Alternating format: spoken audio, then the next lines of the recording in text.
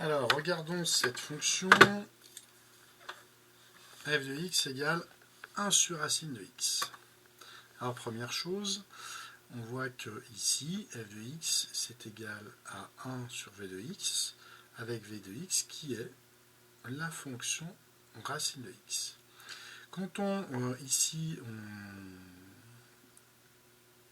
prend une fonction qui est l'inverse de v de x, il faut veiller à deux choses. Il faut déjà trouver le domaine de dérivabilité de v de x, et il faut aussi que v de x soit différent de 0.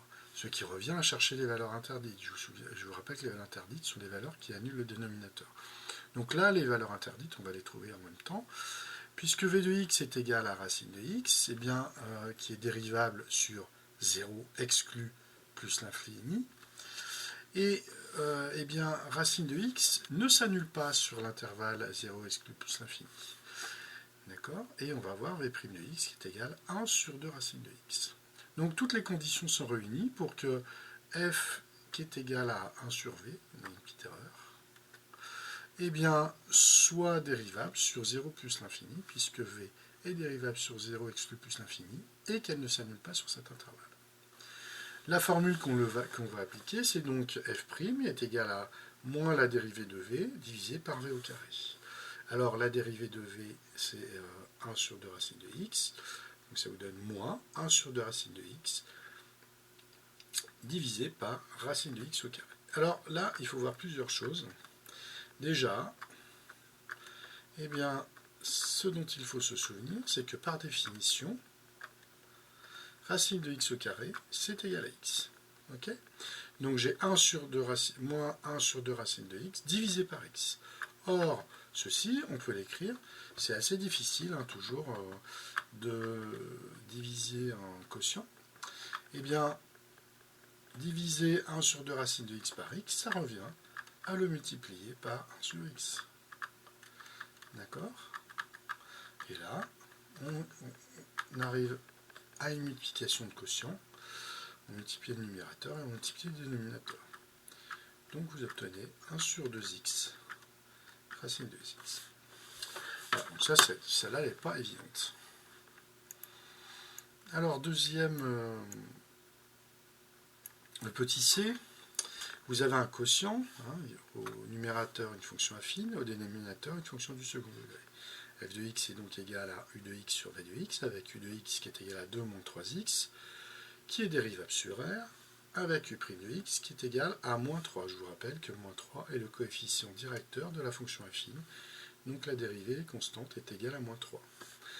V de x, quant à elle, est égal à x carré moins 1, qui est dérivable sur R comme une fonction polynôme, et v' de x est 2x. Je vous rappelle que le moins 1 étant constant se dérive en 0. Et il faut rajouter la condition qui revient, je vous rappelle, à chercher les valeurs interdites, eh bien, que l'on va extraire du domaine de dérivabilité, eh bien, il faut résoudre v de x égale 0. Et v de x égale 0, c'est donc x carré moins 1 égale 0, ce qui est équivalent à x carré égale 1. Et je sais que x carré égale 1, pour x égale soit moins racine de 1, soit plus racine de 1. Donc x égale moins 1 ou x égale 1. On peut aussi, se souvenir que résoudre x carré moins 1 égale 0, pardon, je ne vais pas mettre les parenthèses, résoudre x carré moins 1 égale 0, sans passer par l'équation carrée. Je vous rappelle que ça, c'est la différence de deux carrés. C'est x carré moins 1 au carré égale 0. Et ceci, c'est une identité remarquable.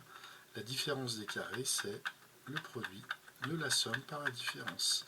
Et là, bien, on a un produit nul. Un produit étant nul, si et seulement si un des deux facteurs est nul. On a x plus 1 égale 0 ou x moins 1 égale 0.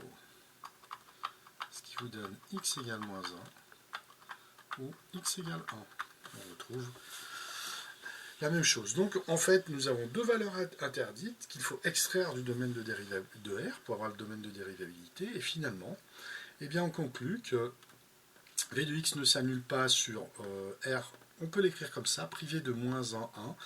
Mais moi, je préfère l'écrire sous cette forme développée par union d'intervalle. C'est donc moins l'infini moins 1, exclu, union moins 1 exclu 1 exclu, union 1 exclu plus l'infini.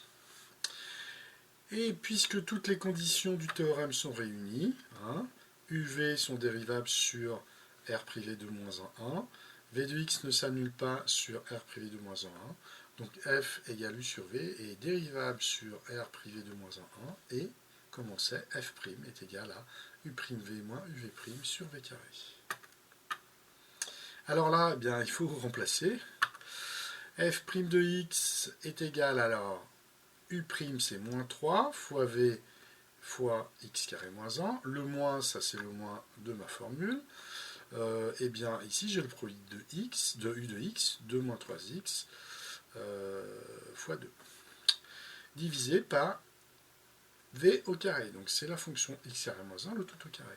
Et là, en développant, vous avez donc moins 3x carré plus 3. Attention, on va le développer, je vais vous le développer ici. Ça fait moins 3x carré moins 1 moins 2 moins 3x fois 2x. Ça vous donne moins 3x carré plus 3.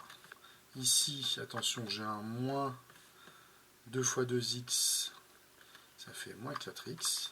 Attention, le moins ici se distribue aussi sur le 3x, donc ça fait plus 3x plus 2x plus 6x. D'accord ?